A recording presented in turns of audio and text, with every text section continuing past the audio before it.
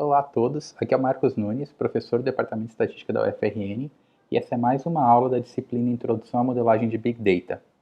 Caso vocês queiram saber mais informações sobre a disciplina, é só entrar no link que está aí na tela e aqui na descrição do vídeo, introbigdata.org, ou se quiser saber mais sobre mim, basta visitar o meu site marcosnunes.me. Na aula de hoje, a gente vai falar sobre análise de componentes principais, que é uma técnica de análise multivariada que serve como uma ferramenta auxiliar para a visualização de dados ou, dependendo da aplicação que nos interesse, pode servir até para a redução de dimensionalidade de dados. Para começar o assunto, eu vou propor uma motivação aqui para a gente. A gente já sabe, por exemplo, como visualizar dados no R. Em geral, os comandos plot e ggplot são satisfatórios para nós, caso a gente queira fazer um histograma, um gráfico de dispersão. Por exemplo, vamos supor que eu queira verificar se existe alguma relação entre a velocidade e a distância que os carros presentes no dataset Cars, que já vem instalado no R, eles levaram para parar. Então eu vou fazer o meu gráfico aqui, usando o ggplot2, meu gráfico de dispersão, no qual eu vou colocar no eixo Y a distância que os carros levaram para parar completamente a partir do momento que o freio foi acionado, e no eixo X a velocidade que eles vinham trafegando. Então vejam que a gente tem um gráfico de dispersão que sugere para a gente uma correlação positiva. Quanto maior a velocidade do carro, maior a distância que ele levou para parar completamente a partir do momento que o freio foi acionado. Agora vamos supor que a gente tem um conjunto de dados um pouco mais sofisticado, conjunto de dados íris, que é um conjunto que é super conhecido na área de estatística. Ele já vem instalado no R e vocês podem carregar ele na memória usando o comando data_iris. Esse conjunto de dados é composto de 150 observações de 3 espécies de plantas diferentes, todas do gênero íris.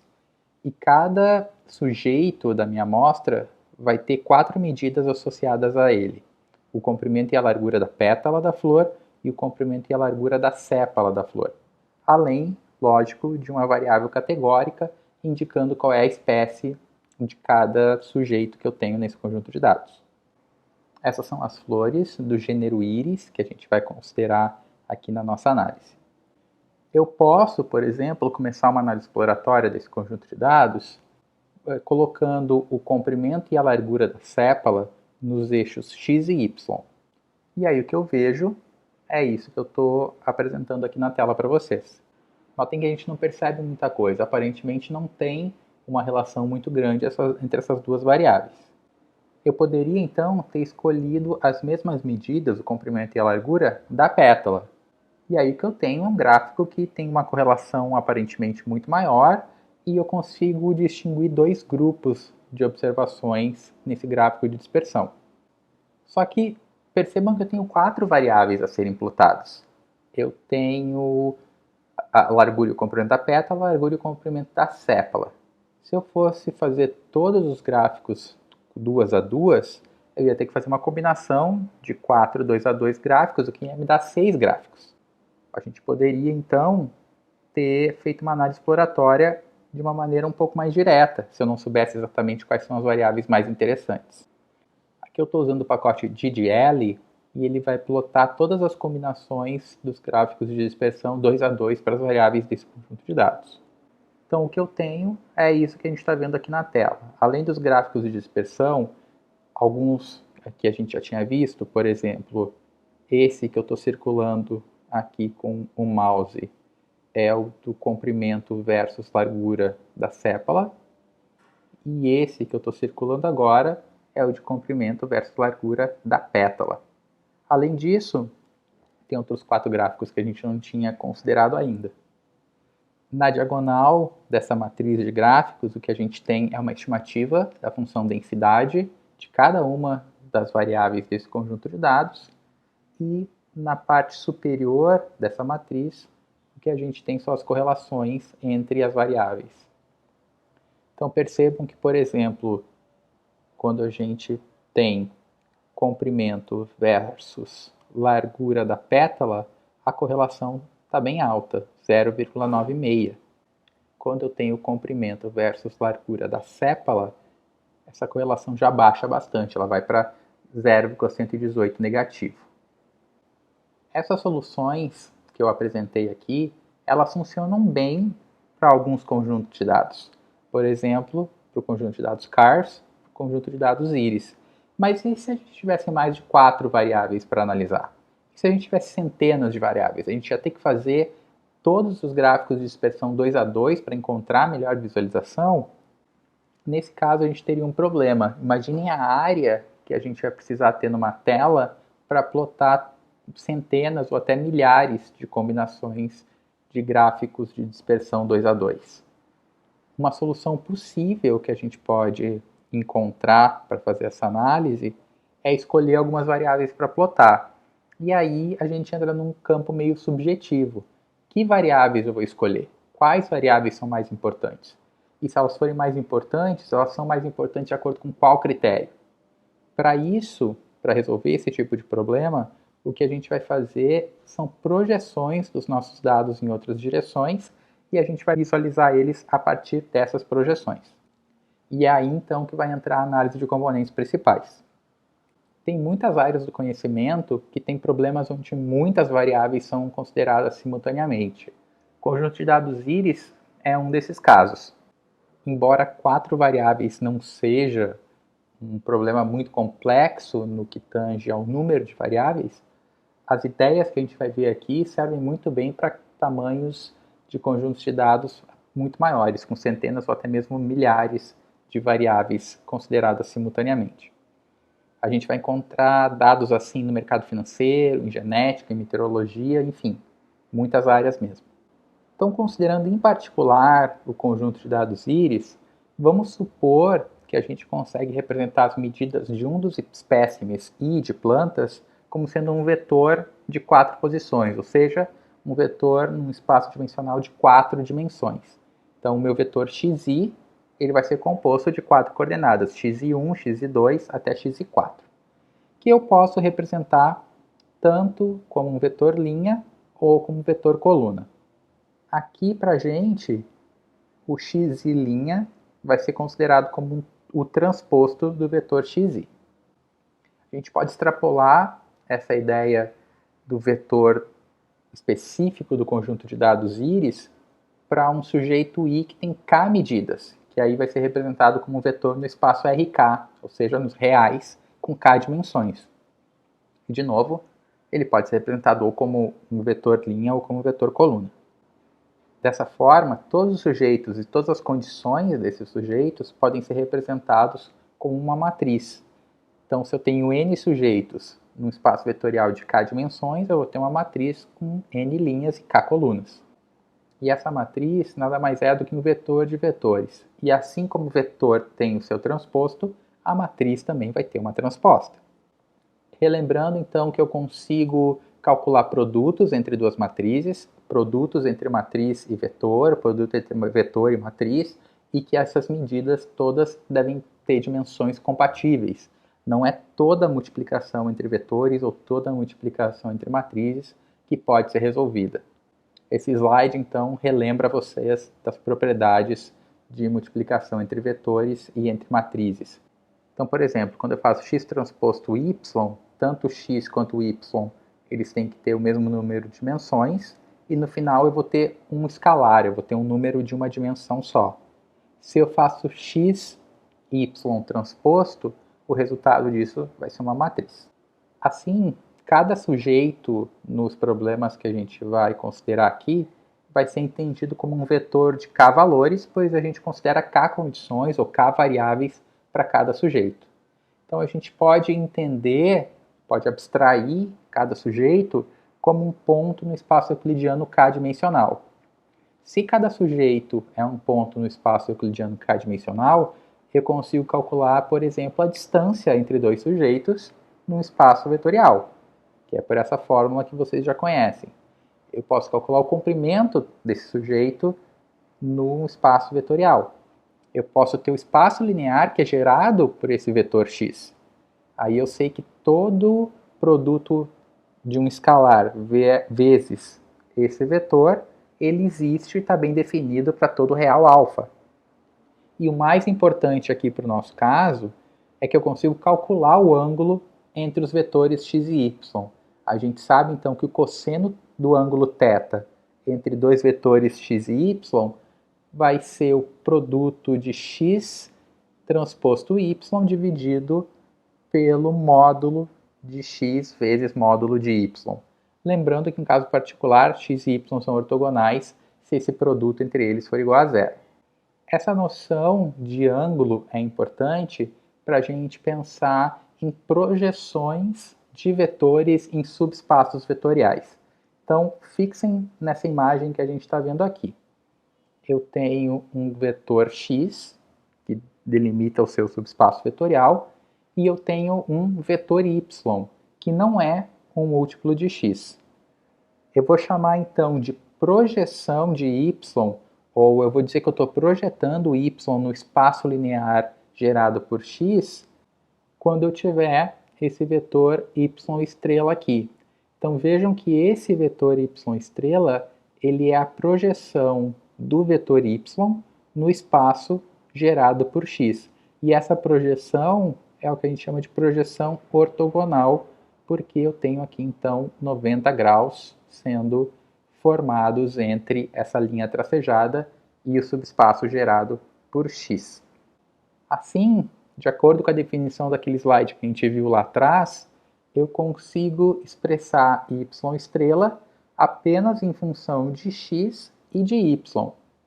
Sabendo como calcular essa projeção, a gente está preparado para entender a matemática por trás da análise de componentes principais. Então, relembrando, eu vou ter uma coleção de sujeitos e condições que eu vou considerar como uma matriz, em que cada linha é um sujeito e cada coluna é uma condição. Ou seja, cada linha é uma observação de elementos da minha amostra, cada coluna é uma das variáveis dessa minha amostra. Ou seja, eu tenho n sujeitos e k condições. Cada sujeito eu vou considerar como um ponto num espaço k-dimensional, então eu vou ter n pontos ou n sujeitos nesse espaço. Para que a análise de componentes principais funcione de maneira satisfatória, a gente sempre deve realocar a origem das coordenadas para o centro dos dados. Além disso, as k-condições do nosso conjunto de dados devem ter todas a mesma variância.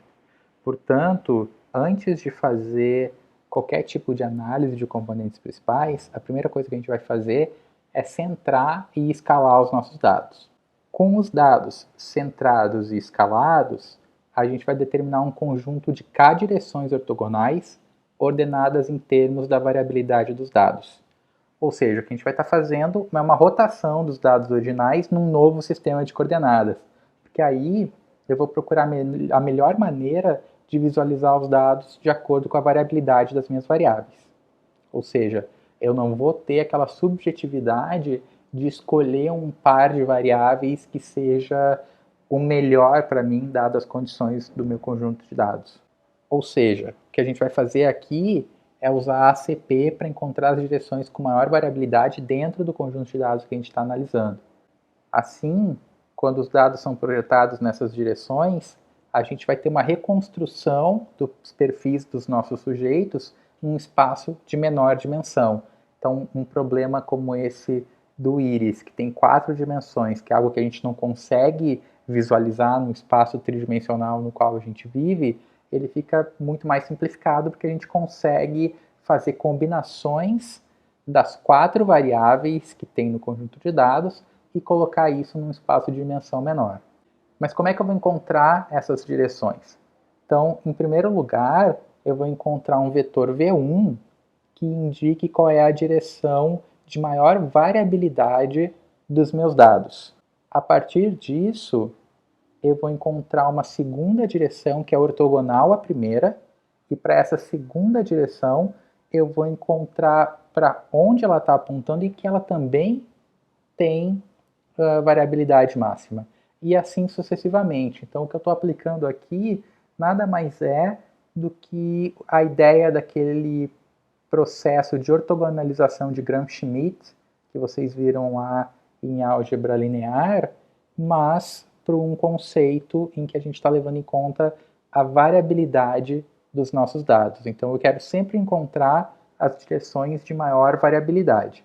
A gente pode mostrar que esse método é equivalente a encontrar a decomposição em valores singulares da matriz X. Ou seja, eu quero reescrever a matriz X como um produto de 3 outras matrizes, a matriz U, a matriz sigma e a matriz V. No próximo slide eu explico o que são a matriz U e sigma, mas a matriz V a gente já pode definir ela como sendo as direções da nossa variabilidade. São aquelas direções que a gente calculou no slide anterior pelo processo de ortogonalização de Gram-Schmidt. E é importante notar que essa matriz V é uma matriz unitária, ou seja, se eu fizer o produto entre quaisquer dois vetores de mesmo índice I, eu vou ter o resultado 1, e se eu fizer o produto entre dois vetores VI e VJ, em que esse índice I é diferente de J, eu vou ter um resultado igual a zero, ou seja, as colunas dessa matriz V vão ser padronizadas, todas têm módulo 1 e são ortogonais entre si. Essa matriz V, ela também vai ser unitária e ela tem uma propriedade de que a multiplicação dela transposta por ela mesma dá a matriz identidade de ordem K. E por fim, a matriz sigma, ela tem dimensão K por K, é uma matriz diagonal, e cada posição não nula dessa matriz sigma vai medir a escala ou a variância das direções correspondentes. Então, lambda 1 é equivalente à variância da direção 1, lambda 2 da direção 2 e assim por diante. E por fim, a matriz U vão ser os novos dados que a gente obteve, e aqui novos entre parênteses porque não são de fato dados novos, são os dados originais que foram reescalados e projetados nas novas coordenadas. E além disso, U transposto U vai dar a matriz I. Se eu fizer X transposto X, eu consigo mostrar que isso é igual a V sigma 2 V'. E se o nosso X for centrado, isso nada mais é do que a nossa matriz de variância-covariância. Ou seja, eu vou ter uma matriz que vai medir a variabilidade e a covariabilidade dos nossos dados. Essa matriz de covariância, como a gente sabe, ela é dada pelas variâncias e pelas covariâncias entre as variáveis que a gente está analisando aqui no nosso problema. E o interessante é que eu posso reescrever ela como sendo V' lambda V, em que esse lambda vai ser uma matriz diagonal em que apenas os valores lambda que pertencem à diagonal principal vão ser diferentes de zero, e eles vão estar medindo a variância dos dados em cada direção de V. E importante, eles estão organizados em ordem decrescente, então lambda 1 vai ser sempre maior ou igual a lambda 2, que vai ser sempre maior ou igual a lambda 3, e assim por diante, até o lambda k, que vai também ser sempre maior ou igual a zero. Eu posso obter os dados nas novas coordenadas usando transformações lineares, ou seja, se eu multiplicar os dados originais x com a matriz x pela matriz V, eu vou ter a matriz x estrela, que são as projeções desses dados nas novas coordenadas.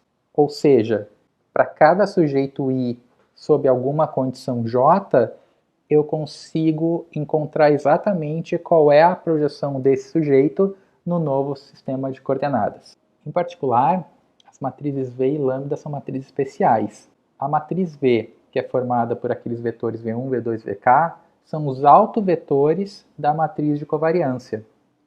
E a matriz lambda, que é aquela matriz diagonal, são os autovalores dessa matriz.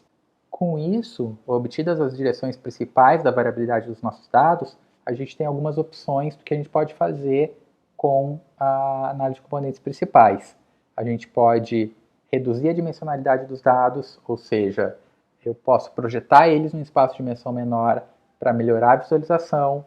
Eu posso utilizar essa projeção para tentar captar padrões básicos na minha amostra, algo que salta mais aos olhos quando a gente está procurando algum padrão nessa amostra.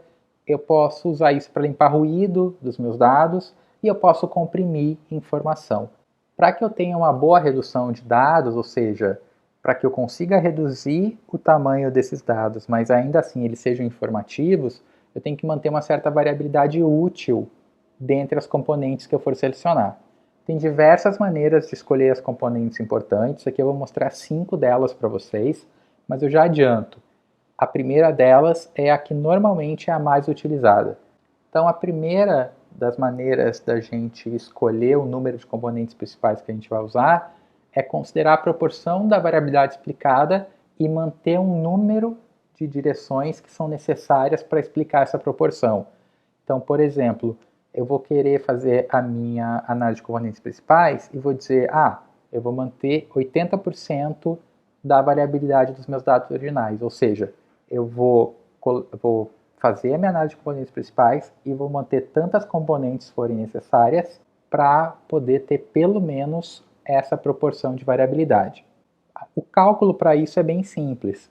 Basta eu somar o valor de todas as variâncias, ou seja, somar todos os autovalores dessa matriz, e com esse resultado da variância total, eu encontro qual é o número de direções R, de 1 até R, tal que o somatório dessas primeiras direções, dividido pela variância total, me dá um valor maior ou igual a 0,80, por exemplo. 80% é um valor que é bem utilizado na literatura. Então, dependendo da área que a gente for trabalhar, a gente pode acabar exigindo um valor de proporção de variabilidade maior, algumas áreas um pouco menor, mas se vocês não têm um conhecimento a priori da área na qual estão trabalhando, 80% é um bom ponto de partida. Uma outra maneira para eu escolher o número de componentes que vão permanecer na minha análise final é atribuir um valor e manter apenas os componentes que têm uma variabilidade acima daquele valor. Nesse caso aqui, eu estou usando a média como critério, poderia ser a mediana, poderia ser qualquer critério arbitrário, e eu vou manter então 3 componentes principais, porque apenas as componentes 1, 2 e 3 estão acima da média de todas as componentes consideradas.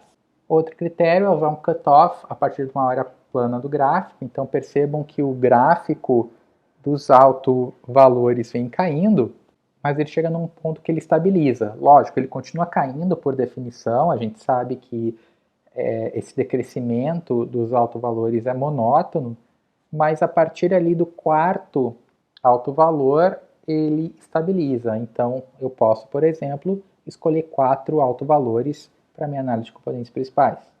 A gente pode criar testes de hipóteses para análise de componentes principais.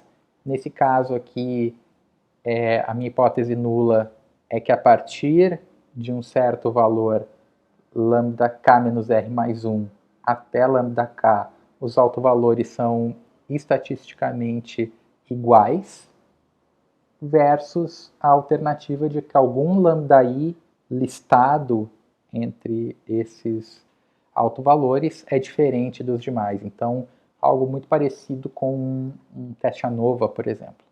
E esse teste ele tem uma estatística do teste baseada na Q², quer dizer, após uma transformação, né, na estatística do teste, a gente encontra que ela tem uma distribuição de aproximadamente Q² com 1/2 de R-1 vezes R mais 2 graus de liberdade. Tem outras maneiras que são aí computacionalmente mais intensas para a gente encontrar o número de componentes principais que a gente vai utilizar na nossa análise, seja via reamostragem, seja via permutações, e aí checar o quão persistentes são essas componentes principais. Se for trabalhar com reamostragem, eu vou fazer bootstrap num subconjunto de sujeitos, deletando aleatoriamente alguns deles e vendo como essas deleções vão influenciar no número de componentes principais, ou eu posso fazer testes de permutação, permutando as colunas da matriz, ou permutando sujeitos dentro das colunas, ou permutando a tabela inteira e aí verificando o que permanece em termos de número de componentes principais nessas análises que a gente vai fazer.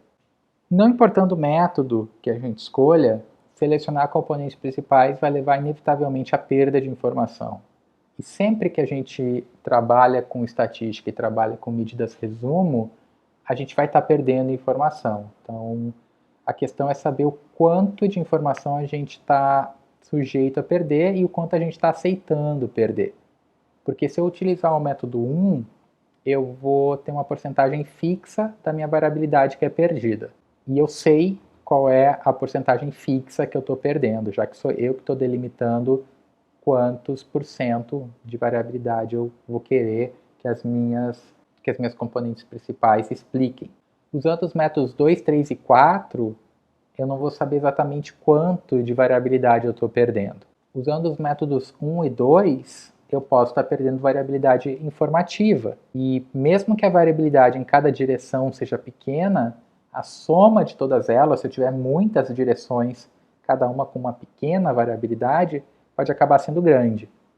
Então, assim como uma heurística, perda de 2% na variabilidade não vai gerar preocupações para a gente. Já uma perda de 20% pode ser que seja problemática.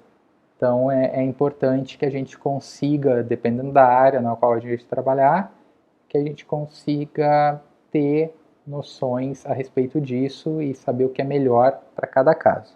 Então, essa característica que eu acabei de descrever da PCA permite que a gente utilize essa técnica como um método de seleção de variáveis, porque a gente pode manter apenas um número P de variáveis menor do que o K original, o número de variáveis original que a gente tinha no nosso conjunto de dados, e fazer nossas análises a partir desse número menor de componentes principais em relação ao número original de variáveis que a gente tem.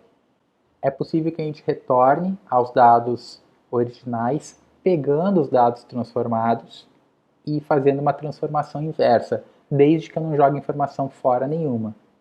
Para transformar os dados de volta para as coordenadas originais, a gente vai usar a matriz X e a V transposta.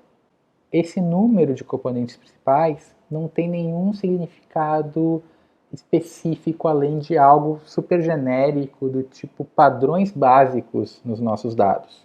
Além disso, a análise de componentes principais não se importa com a ordem natural dos nossos dados. Vou mostrar então para vocês um exemplo de como a gente pode fazer uma análise de componentes principais no R.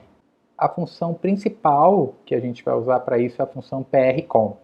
Então, a primeira coisa que eu estou fazendo aqui é extrair a última coluna do meu conjunto de dados, que é aquela coluna com as espécies, e estou aplicando a função prcomp no conjunto de dados íris em a quinta coluna, centralizando e escalando esses dados. O que eu estou mostrando aqui na parte de baixo, logo após os componentes que eu tenho dentro desse objeto iris.pca, é o conteúdo do DataFrame X. Esse DataFrame X, com as colunas PC1, PC2, PC3 e PC4, nada mais é do que os dados originais, lá do conjunto íris, projetados nas novas coordenadas. Então, PC1 é componente principal 1, PC2, componente principal 2, e assim por diante. PC de Principal Component em inglês. Eu posso, então, reproduzir aquele primeiro gráfico que a gente viu, comparando o comprimento da pétala versus largura da pétala. Então a gente tem essa visualização aqui. Qual é o problema que essa visualização nos causa? Em primeiro lugar, eu tenho muito ponto sobreposto. Então vejam, por exemplo, que ali nos pontos referentes à espécie setosa, deveriam aparecer 50 pontos vermelhos. E estão aparecendo apenas 38, porque eu tenho muito ponto aí que está sobreposto. Esse é então um dos problemas que eu tenho de não conseguir visualizar todo o meu conjunto de dados se eu não rotacionar ele ou não projetar ele no novo sistema de coordenadas.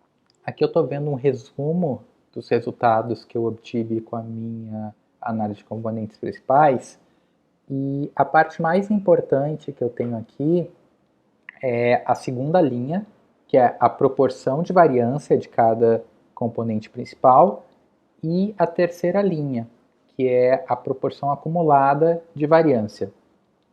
Percebam que apenas a primeira componente principal já é responsável por quase 73% da variabilidade de todo o meu conjunto de dados. A segunda componente principal é responsável por quase 23%.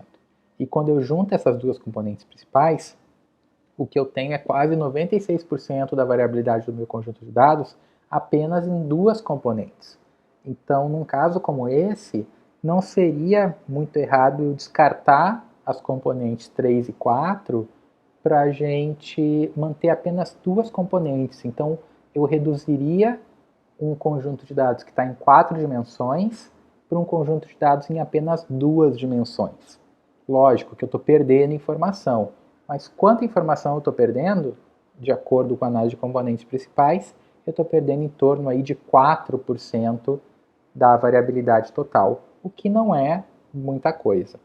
Aqui é só um gráfico de barras mostrando como as componentes principais 1 e 2, quando consideradas juntas, elas têm uma proporção muito maior do que as componentes 3 e 4, ou seja, cada barra aqui é a variabilidade de uma das componentes principais. O que eu vou fazer agora, então, é plotar esse conjunto de dados íris nas componentes principais. Tem duas formas de fazer isso. A primeira delas vai ser mais bruta, assim, eu vou pegar aquele DataFrame X, que está dentro do objeto iris.pca, e vou criar um novo conjunto de dados aqui chamado iris transformado, para mostrar para vocês como ficaria uma visualização direta a partir do resultado da PCA que a gente realizou. Está aqui então o código do ggplot2, que faz esse gráfico, e aqui está o resultado. Percebam como aquele grupo vermelho que eu tinha chamado a atenção antes, da espécie setosa, ele se espalha mais e a gente consegue verificar melhor que a gente tem mais sujeitos nele. Agora sim, todos os 50 pontos estão aparecendo. Uma outra maneira de eu criar esse gráfico é com a função autoplot do pacote ggfortify. E aí o gráfico sai direto, basicamente. Além de ter uma informação extra, né? A gente tem o percentual de variância que a componente principal 1 fornece nesse conjunto de dados e que a componente principal 2 fornece também. E eu posso, por exemplo, colocar uma informação extra, que em inglês a gente chama de loadings, que nada mais é do que a informação a respeito dos autovalores da nossa matriz. Ou seja, eu consigo colocar informações a respeito da correlação entre as variáveis originais. Vejam como o comprimento e a largura da pétala estão apontando basicamente para a mesma direção, o que implica que eles têm uma correlação super alta entre eles. O comprimento da sépala aponta para a direção mais ou menos geral também do comprimento e largura da pétala, mas ainda assim ele tem um certo ângulo ali, enquanto a largura da sépala é praticamente ortogonal a essas outras três variáveis. Então é uma variável que tem uma correlação pequena em relação às demais. Além disso, a gente vê que a componente principal 1 é dominada pelo comprimento e largura da pétala, com uma pequena contribuição do comprimento da sépala. Isso que a gente vê, então, nessa direção aqui. Essa parte da largura da sépala contribui muito pouco e ainda assim contribui negativamente para o valor da componente principal 1. Quando a gente analisa a componente principal 2, a gente percebe que ela é dominada pela largura da sépala, é a que tem aqui a maior projeção, enquanto as outras três variáveis acabam contribuindo muito pouco. Feito isso, vamos ver uma aplicação de análise de componentes principais em um outro conjunto de dados. O que eu vou analisar agora são os resultados do heptatlo, uma competição de atletismo composta por 7 provas, nas Olimpíadas de Seul, em 1988. Esse heptatlo é disputado apenas por mulheres, os homens disputam o decatlo, e são 2 dias de competição e a vencedora vai ser determinada por uma pontuação específica. Então, em cada uma das provas ela recebe uma pontuação, no final soma todos esses pontos e é declarada vencedora. São 7 provas, 100 metros com barreiras, salto em altura, arremesso de peso, 200 metros rasos, salto em distância, lançamento de dardo e 800 metros rasos. Como eu falei, a gente vai analisar os resultados do heptatlo na Olimpíada de 88, em Seul, e a análise de componentes principais vai ser realizada em cima dos resultados das 25 mulheres melhores colocadas nessa prova. O que a gente quer é encontrar algum padrão, alguma relação interessante nesses dados. Aqui eu estou carregando meus pacotes e estou lendo o conjunto de dados Epitátulo que eu disponibilizei para vocês. A primeira coisa que eu vou fazer é uma transformação nesse conjunto de dados. Eu estou pegando os resultados das corridas, tanto barreira 100 metros, quanto a corrida de 200 metros e corrida de 800 metros, e estou aplicando essa função que é pegar o máximo desse valor e subtrair dele mesmo. Por quê? Porque se a gente olhar a lista das provas, eu tenho barreira 100 metros, corrida 200 metros e corrida 800 metros, que são provas de velocidade. Vencedora é aquela que completar cada uma dessas provas em menos tempo. Já em salto em altura, salto em distância, arremesso de peso e lançamento de dardo, vencedora é aquela que saltar mais alto, mais longe, ou arremessar o peso ou lançar o dardo mais longe. Então, as provas de salto e de arremesso e lançamento são aquelas em que vai ganhar a competidora que fizer mais. Nas provas de corrida, vai ganhar aquela competidora que fizer menos. Então, para isso, para que esses resultados sejam comparáveis, eu estou transformando os resultados das corridas para inverter o ordenamento das competidoras. E, por fim, estou descartando o nome e descartando a pontuação de cada competidora, porque isso não vai ser importante na nossa análise. O nome eu acredito que não influencia, e a pontuação a gente já sabe que é uma combinação do resultado das outras provas, então ela não adiciona informação nova para a gente. Fazendo uma primeira análise exploratória, a gente percebe que há algumas correlações, em geral, positivas entre as variáveis. Nessa tela aqui, que é um pouco pequena, a gente não consegue ver essas relações tão bem assim. Uma outra ferramenta que a gente pode usar é o gráfico de correlação ou core plot. Então, o que a gente percebe nesse gráfico é que a gente tem uma escala de cores aqui, que vai do vermelho escuro ao azul escuro. Quanto mais escura for a cor, mais intensa é a correlação, seja ela positiva ou negativa. Quanto mais clara for a cor, menos intensa é essa correlação. Além disso, eu usei esse método da elipse para dar uma ideia de que quanto mais alongada for a elipse, mais intensa é a correlação. Então, por exemplo, barreira 100 metros e salto em distância estão correlacionadas de maneira positiva muito fortemente. Lançamento de dardo e corrida 800 metros estão correlacionadas de maneira negativa, porém é um valor muito fraco aqui para essa correlação.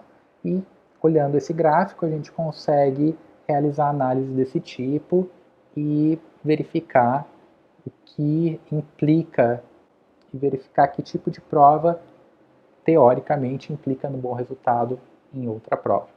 Faço aqui a minha análise de componentes principais, vejo que eu tenho duas componentes